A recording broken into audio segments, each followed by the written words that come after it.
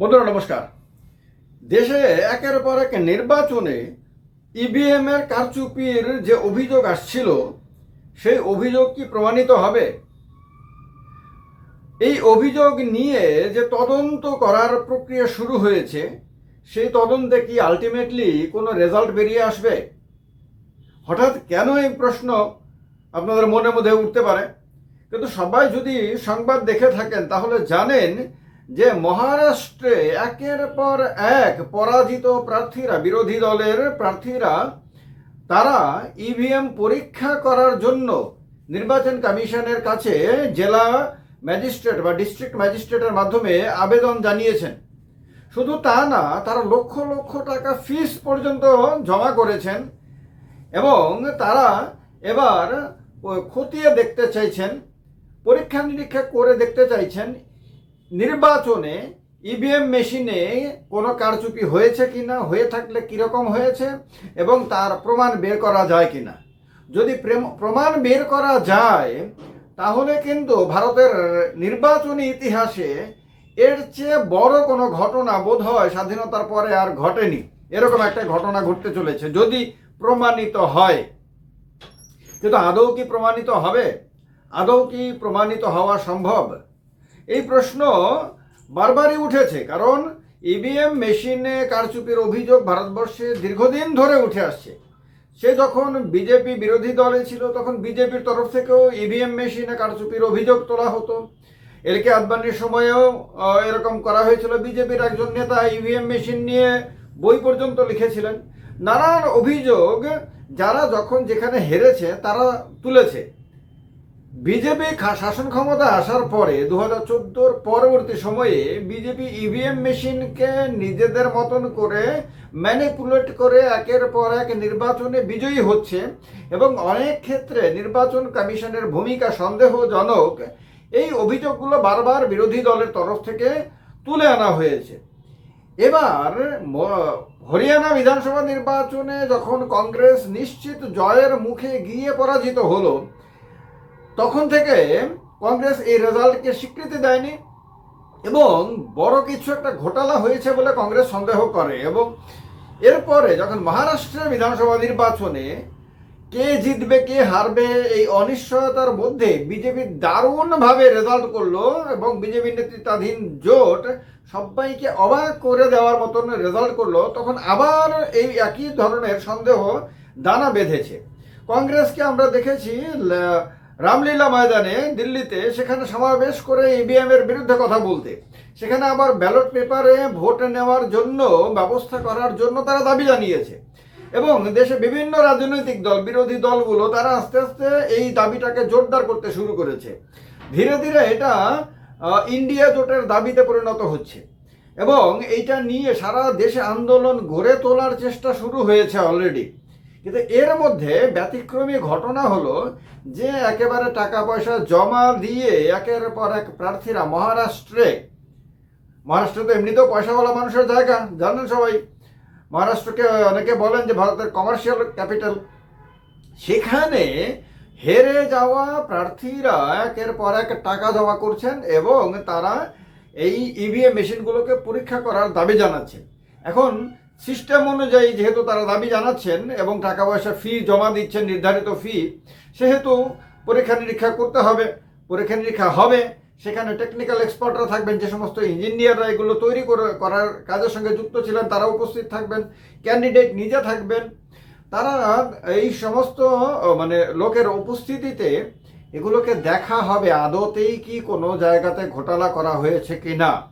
যদি পরীক্ষা করার পরে যদি দেখা যায় যে ইভিএম মেশিন ঠিকঠাক আছে, তার ব্যবহারে কোনো ধরনের গন্ডগোল করা হয়নি, তাহলে কিন্তু বিজেপির শক্তি বাড়বে। বিজেপি এটাকেই প্রমাণ হিসেবে তুলে ধরবে যে বিরোধীরা ফালতু কথা বলছে এবং মিথ্যা অভিযোগ করে দেশের মানুষকে বিভ্রান্ত করছে, দেশের নির্বাচনী ব্যবস্থা সম্বন্ধে মানুষের মনের মধ্যে ভুল ধারণা তৈরি করছে এবং দেশের নির্বাচনী ব্যবস্থাকে সারা পৃথিবীর সামনে কলঙ্কিত করার জন্য চেষ্টা করছে।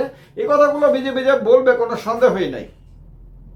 আর যদি অ্যাক্সিডেন্টালি কোনো কারণে একটা মেশিনেও যদি কোনো রকম ঘোটালা ধরা পড়ে যায়, তাহলে কিন্তু সেই একটা মেশিনে আপনার সমগ্র বিরোধী জোটের, ইন্ডিয়া জোটের সমস্ত শরিক দল বা এর বাইরে অন্যান্য যে দলগুলো রয়েছে যারা বিজেপির বিরুদ্ধে বিরোধিতা করে, তাদের কাছে কিন্তু একদম বলা যায় যে আকাশের চাঁদ হাতে পাওয়ার মতন বিষয় হয়ে যাবে। তারা এইটাকেই তখন এমনভাবে প্রচার করবে, এমনকি শুধুমাত্র তা না, তারা আদালতে পর্যন্ত সেই প্রমাণ নিয়ে উপস্থিত করবে এবং বলবে তারা যে দেখুন, এই একটি মেশিনে যদি সম্ভব হয়েছে ঘোটালা করা, তাহলে বাকি সব মেশিনে করা সম্ভব, কারণ সবগুলি মেশিন একই মেথডে তৈরি হয়েছে। সুতরাং ওই অঙ্কের যেমন কমন সূত্র থাকে, সেই সূত্রর মতন একটা মেশিনে ঘোটালা মানে যে কোনো মেশিনে ঘোটালা হওয়ার পসিবিলিটি। সুতরাং এই ইভিএমকে বাতিল করার যে আন্দোলন বিরোধীদের, যেটা শুরু হয়েছে সম্প্রতি এবার মহারাষ্ট্রে গোহারা হারার পরে, সে আন্দোলন কিন্তু বিশাল শক্তি পেয়ে যাবে এবং দেশের রাজনীতিতে একটা বৈপ্লবিক পরিবর্তন কিন্তু মানে সেক্ষেত্রে ঘটে যাওয়ার সম্ভাবনা রয়েছে। এবং বিজেপি তার সহযোগী এনডিএ জোটের যে সমস্ত শরিক দল রয়েছে, তারা বিশাল চাপের মধ্যে পড়ে যাবে। সেই ক্ষেত্রে ইতিমধ্যে হওয়া সবগুলি নির্বাচন কিন্তু মানুষের সন্দেহের মধ্যে চলে আসবে। এমনিতেও মানুষ যে সন্দেহ করে না তা না, একটা বিশাল অংশের মানুষ রয়েছে যারা সন্দেহ করে।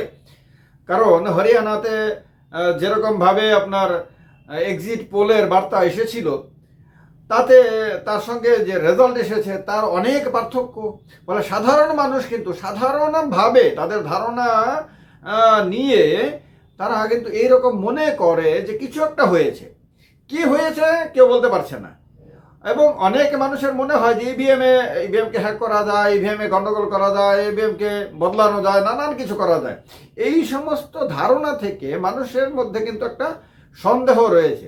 এবং অনেক ক্ষেত্রে বিজেপির নেতাদেরও বক্তব্য এরকম সন্দেহজনক বক্তব্য যে তারা অনেকেই বোঝানোর চেষ্টা করে যে হ্যাঁ ইভিএম করলে করব, কি হয়েছে, এরকম একটা মানসিকতা কিন্তু অনেক নেতাদের কথাবার্তাতে কিন্তু ফুটে ওঠে।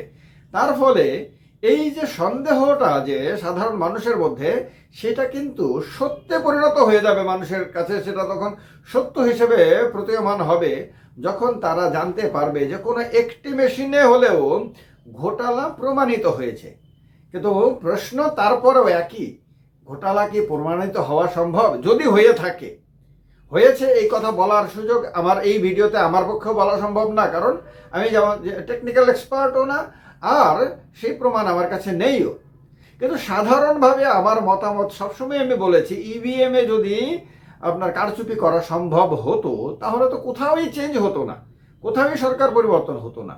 তাহলে মহারাষ্ট্রে যেমন বিজেপি ক্ষমতা এসেছে, ঠিক তেমনিভাবে বিজেপি ইভিএম মেশিনকে ব্যবহার করে তো ঝাড়খণ্ডে ক্ষমতায় আসতে পারতো, পশ্চিমবঙ্গেও আসতে পারতো, দিল্লিতেও আসতে পারতো।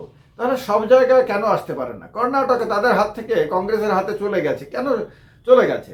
এরকম বিভিন্ন রাজ্যে যে পরিবর্তনগুলো হয়, যেখানে বিজেপি পরাজিত হয় অথবা বিজেপি ক্ষমতায় আসতে পারে না, ক্ষমতা হারায় কোথাও আর কোথাও ক্ষমতায় আসতে পারে না, এই ঘটনাগুলো যে ঘটে, তাহলে সেগুলি তো ঘটার কথা ছিল না। তাহলে তো সব জায়গাতেই বিজেপির জয়কার হতো।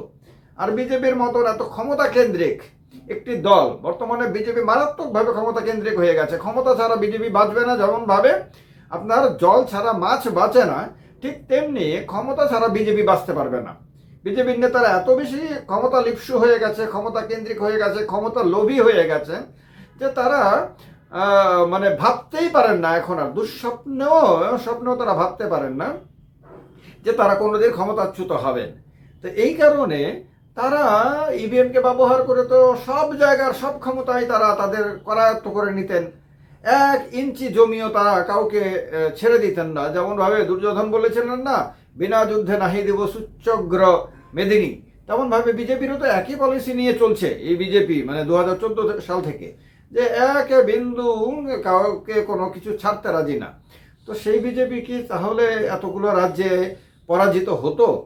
আবার এই যে কেন্দ্রে নরেন্দ্র মোদীর নেতৃত্বাধীন একচ্ছত্র আধিপত্য বলা বিজেপি আপনার পরনির্ভর বিজেপিতে পরিণত হয়েছে।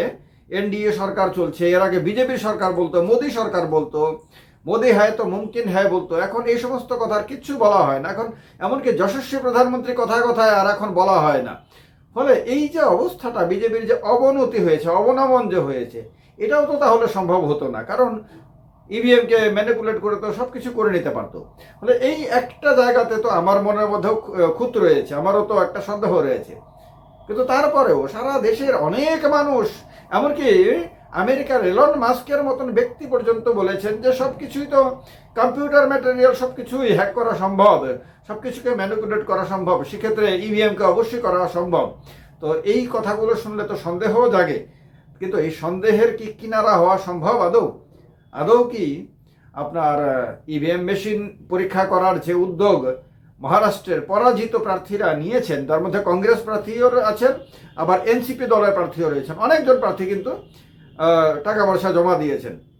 এর মধ্যে একজন তো অজিত পাওয়ারের ভাতিজা পর্যন্ত রয়েছেন, যিনি শারদ পাওয়ারের এনসিপি এসপির ক্যান্ডিডেট হিসেবে বারামতিতে অজিত পাওয়ারের এনসিপির বিরুদ্ধে এবং অজিত পাওয়ারের বিরুদ্ধে লড়েছিলেন। সেখানে কাকা ভাতিজার লড়াই হয়েছিল, সেখানে ভাতিজা হেরে গেছেন, মোটামুটি 1 লক্ষের মতন ভোটে পরাজিত হয়েছেন, আর কাকা অজিত পাওয়ার জিতেছেন 1 লক্ষের মতন ভোটের ব্যবধানে, যেটা অস্বাভাবিক মনে হয়। সেই অস্বাভাবিক রেজাল্টের পরিপ্রেক্ষিতে ভাতিজা সেখানে পরীক্ষা করার জন্য, ইভিএম পরীক্ষা করার জন্য টাকা পয়সা জমা দিয়েছেন, আবেদন করেছেন। এই আরও অনেক ক্যান্ডিডেটই অনেক জায়গায় করেছেন, পুনেতেও করেছেন একাধিক ক্যান্ডিডেট, আরও অনেক জায়গাতে অনেক ক্যান্ডিডেট আপনার এই উদ্যোগ নিয়েছেন, কমপ্লেন করেছেন। এখন এই এতগুলো জায়গাতে অনেকগুলো ইভিএম মেশিনকে পরীক্ষা নিরীক্ষা করার পরে কোথাও কি কোনো ধরনের ঘোটালা কি বেরিয়ে আসবে? কি মনে হয় আপনাদের? জানাবেন কমেন্ট বক্সে কমেন্ট করে। আর এই বিষয়টা অত্যন্ত গুরুত্বপূর্ণ, কারণ ইভিএম মেশিনে ঘোটালা যদি পরে প্রমাণিত হয়ে যায়, তাহলে আপনারা ধরে রাখতে পারেন যে আগামী দিনের ভারতবর্ষের রাজনীতি একটা নতুন দিশায় বইতে শুরু করবে। কি মনে হয় জানাবেন কমেন্ট বক্সে কমেন্ট করে। ভালো লাগবে তাই ভিডিওটি লাইক করবেন, শেয়ার করবেন, আর চ্যানেলটিকে যারা এখনো সাবস্ক্রাইব করেননি করে নেবেন। জয় হিন্দ, বন্দে মাতরম।